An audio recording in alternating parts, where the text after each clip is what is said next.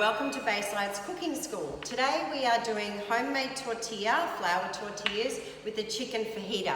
Just to let you know at the beginning, I don't have any capsicum.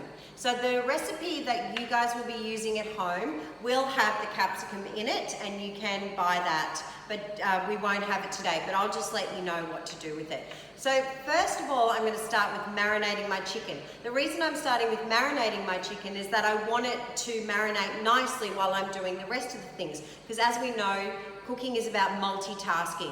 Okay, so we've got a couple of things going on at once. So I'm going to use one chicken thigh. I've got breast today because that is what we had and that is fine. I prefer to use thigh because it doesn't dry out as much during the cooking process. And we're going to cut it into thin strips.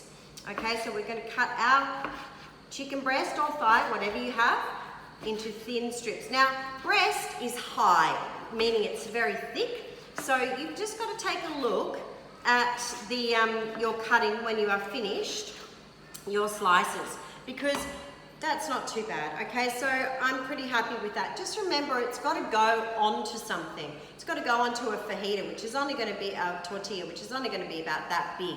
So just think about when you're chopping the end result.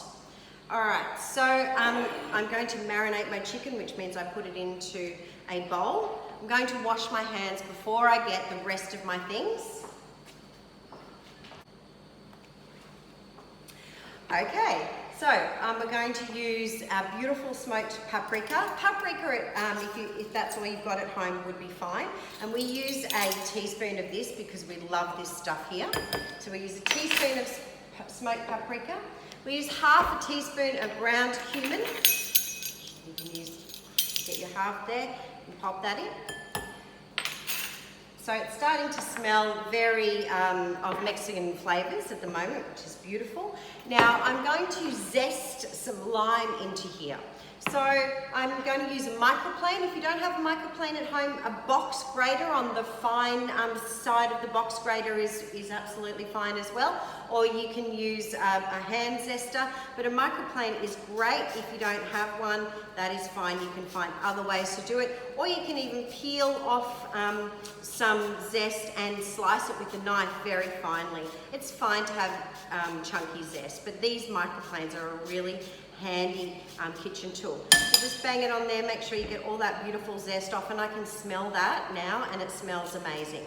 Okay, so we're also going to put a little bit of lime juice. Now this isn't so much for flavouring, but just basically to marinate and cook. The citric acid will cook the chicken a little bit. And I'm only going to use half a lime for this because when it cooks out, you won't really taste the citric acid. And I would prefer to use my other half of the lime at the end of the dish to put it on to really brighten up the fajitas once they are cooked. So I'm just going to use a little citrus juicer and juice that there. And this is a lovely juicy lime, and I reckon I've got nearly 2 tablespoons out of that 1/2. But citrus is really touch and go, so sometimes you can get a teaspoon out. So we'll just see.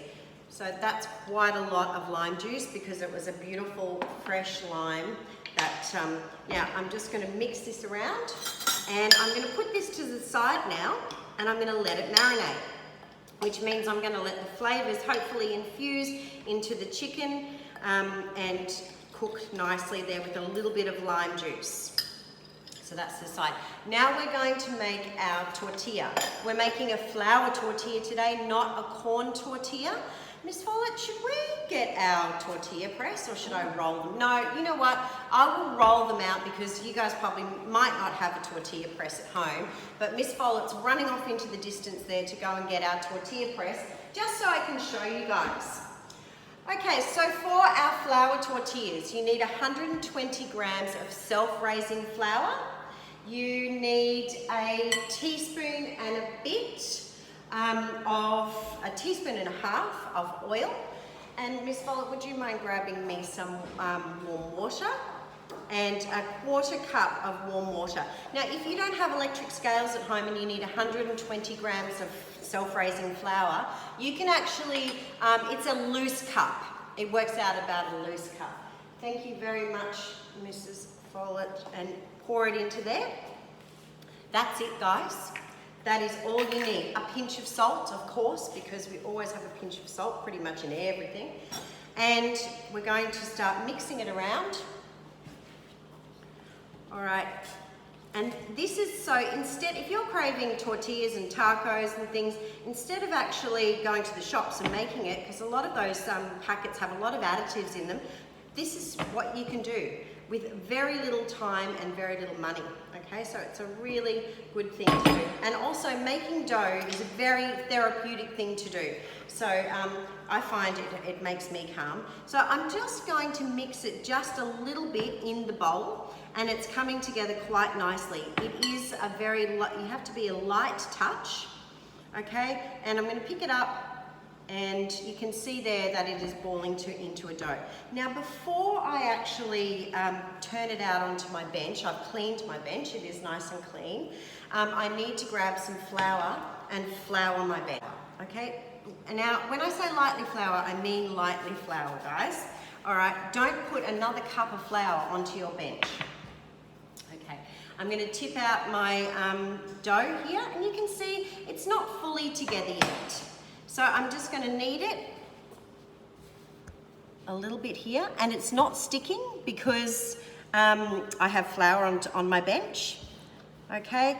And this is the first of many flatbreads you guys will make throughout our course. We do actually have a lot of homemade flatbreads because they're quick, they're easy, and they're cheap. Now, I don't want to work that too much, but I just want to work that gluten a little bit so it's starting to become elasticy. Okay, and you can pick up some flour on your hand so it doesn't stick to your hands, and when you press it, it should start to spring back, and that's when you know that your dough is probably ready to be rolled out. Now this is going to make 4, which is only a small amount because they are fajitas. So when you separate your dough, there will be some sticky bits, okay, because you've just separated it. So just get the flour again from there. And I'm just going to show you how to roll 1 out because you don't want to watch me roll 4. And I've got my rolling pin here. Now I've spread it out with my hands as much as I can. I'm moving it each time, and I'm making sure that I have enough flour on my bench so it doesn't stick to the bottom of my bench without making it super floury. Okay, you can put a little bit of flour on your rolling pin as well. And then you just use your a little bit of your weight and turn it over. Now we turned it over so it doesn't stick to the bench. Okay, this is, can you hear me saying don't stick to the bench a few times? Yeah, all right. So I reckon that is looking pretty good. And we want them quite thin and even. Now remember, don't worry if it's not in a perfect circle. This is a rustic dish. It doesn't have to look like ones from the shops because it isn't one from the shop. So I will cook these up and show you how to cook them when I have done the other 3. Hello, we're back. So I've made my tortillas by hand, and these are a little bit rustic, so that's fine. And I have my tortilla press here, or chapati press, whatever you like. So this is quite weighty, and this is what they use in Mexico, and they use them every single day because they have tortilla with them with every meal. So I'm going to put a little bit of baking paper on this because what we found is that it sticks. And put my dough in there, in the middle, and put another bit of baking paper there. I'm going to close this over, and then I'm going to use the lever to flatten it out. Okay, so I'm just using my body weight and the weight of the tortilla press, down like that, and then up, and you can see that it gives me a lovely tortilla. Okay, and we can do that with chapati, we can do that with naan, we can do that with all sorts of breads. There's a nice little bread. All right, now I have my pan on the really, really hot setting, and I've got my tortilla here, and I'm just going to dry cook it, okay? So there's no need to put oil, you don't need a lot of flour. If you've got a non-stick pan, that would be fantastic. So I'm going to put it on, and I'm going to cook it on either side. Now I already have cooked 3 tortillas in here, and they are sitting in a clean tea towel in a basket because we want them to be nice and warm, okay? And that's exactly what they do in Mexico too. So my tortilla now, it is bubbling, and that's what I actually want to happen. I want there to be air bubbles on the underside of my tortilla. Okay, so I'm thinking I can actually turn it. Now you can turn it with a spatula or some tongs. They won't be sticky, but I'm going to give it a flip like that and flip it over. All right, and you can do that too, but just be careful because you don't want mum, dad, auntie or whoever shouting at you that you've got tortillas all over your kitchen. So, you know, don't try that at home, or, you know, do, but clean up. Okay, so we're nearly done with this. It doesn't take long, but make sure you do actually cook it through because you don't want floury tortilla. Even though they're very thin, you can bite into it and it can be not cooked in the middle, which is not a nice experience. So I can see there's some heat coming off that. Now what I'm going to do is I'm going to turn it over and I'm going to turn it down a little bit just so I know that it's cooking through. So I've got it nice and brown on either side, but now I want the residual heat to actually cook through the tortilla so that I know when I bite into it, it's going to be a nice tortilla, not a half raw in the middle one. So I'm going to leave this guy here and I'm going to start cooking my chicken. Now just remember, you need to cook your chicken warm the oil in the frying pan, and we're adding the peppers and the onions. So we need a nice slice of a red onion, so we actually are going to slice it. And this is when I would actually slice my capsicum as well, guys. All right, so I'm going to give some nice slices here of my red onion, and I'm going to pop over my tortilla because I reckon that's cooked now, and I'm going to put it into my warmer, ready. And I've got a nice warm pan there for my chicken and put it on about 8, so a medium heat, and you should hear a nice sizzling sound. I'm going to pop my onion in there as well, and this is when you would put your capsicum in too. So that's smelling very nice. I can see Miss Follett in the background there. So that's smelling beautiful. Now you don't need to agitate your chicken too much or like move it around. At this point, you want it to start cooking. Don't start moving it around, just let it be. Okay, let it actually go. I'm here, I'm about to get cooked and I'm going to get nice and white and hopefully a little bit caramelized. So this is on 8 for induction, a medium heat for gas and medium high for electric. So I can see that the juice has actually all disappeared there, so it's all evaporated, it's reduced. And now I'm going to start moving my chicken around on that nice high heat, medium high heat, which I want it to be, so that this is a really quick cooking process. All right, so I'll leave that there. Now I've got to think about, while I'm leaving my chicken there, I'm going to think about my presentation and what I'm going to be doing.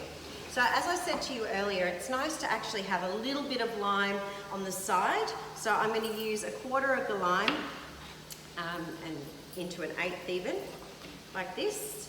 And I'm going to leave those on the side. And so I'll just show you how I'm going to present it. You can use whatever toppings you like.